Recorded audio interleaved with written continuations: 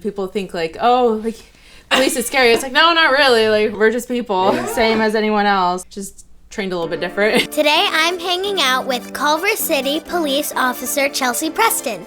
She tells me all about what her job is like and how she trains to be a police officer. Of course, I asked her about the canine dogs, and she even showed me her ammo and taser and handcuffs. The handcuffs were so dirty I had to put gloves on. Now, Officer Preston couldn't be friendlier, but I kind of got intimidated. You'll see what I mean.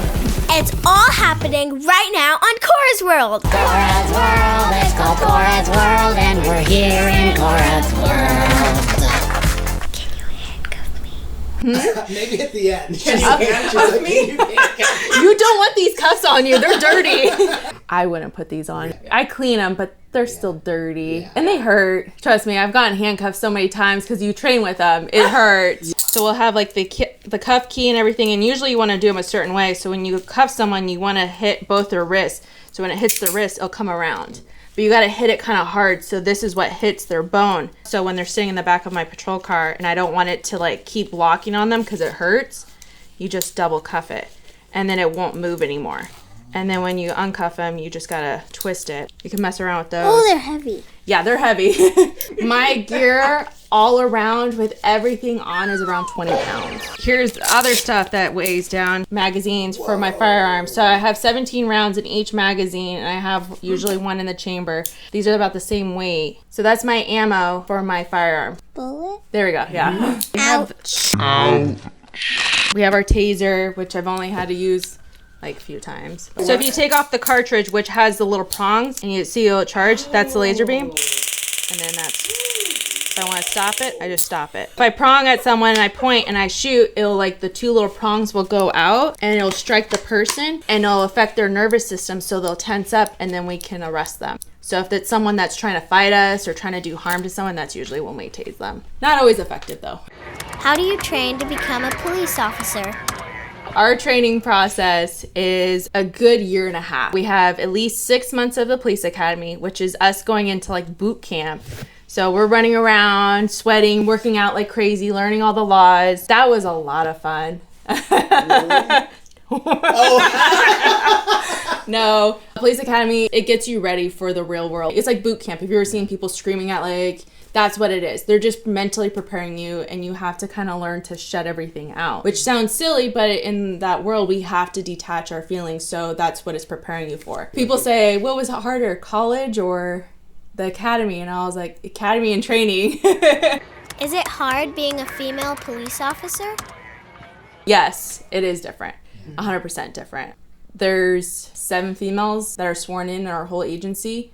2 of us work patrol. It just shows you perspective of like how it's, one, physically demanding. That's where it's hard for a lot of females. 2, it's very emotionally demanding. You're not treated like a human for a very long time. People don't see you as a human, which you have to learn to accept. I get sized up all the time by coworkers, suspects, and individuals in the public. They always like are looking at me, and where if it's a man, it's just different.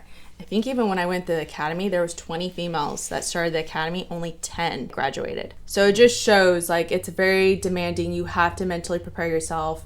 And if you mentally prepare yourself, you can do it. Physically, I think any female can do it. You got to get in there, the mix with the guys too. So if you hold your own, you're fine. Time to talk about my favorite subject, animals.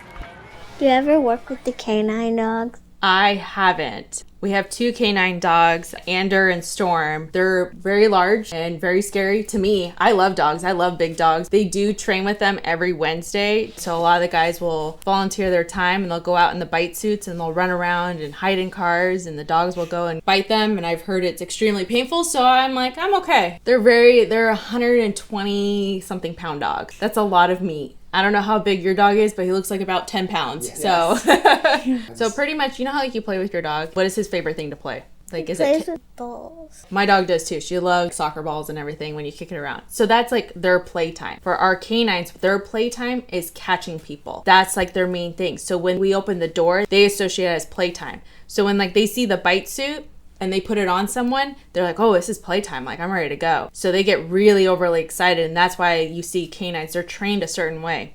Do you have any pets? I do. Here, I'll show you. My dog's way bigger than your dog. She's a husky. Oh, okay. So, enough said. What age were you when you wanted to be a police officer? I think I was around 20, 21 years old when I first decided to do that. And I went on a ride along with my uncle, who was a sergeant at the time. I was with him for like 8 hours and it flew by. And I was like, this is something I want to do. How long have you worked for the Culver City Police Department? Over 3 years now.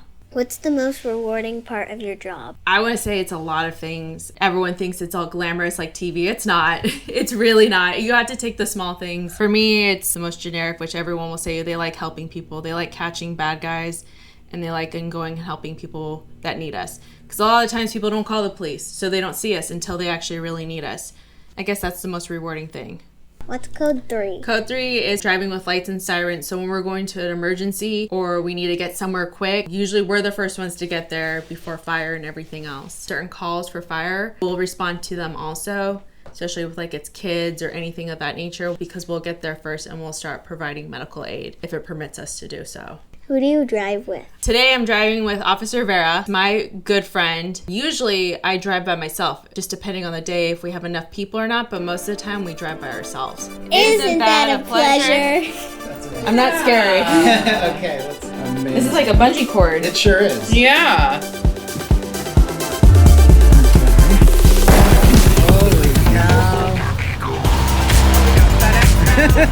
cow.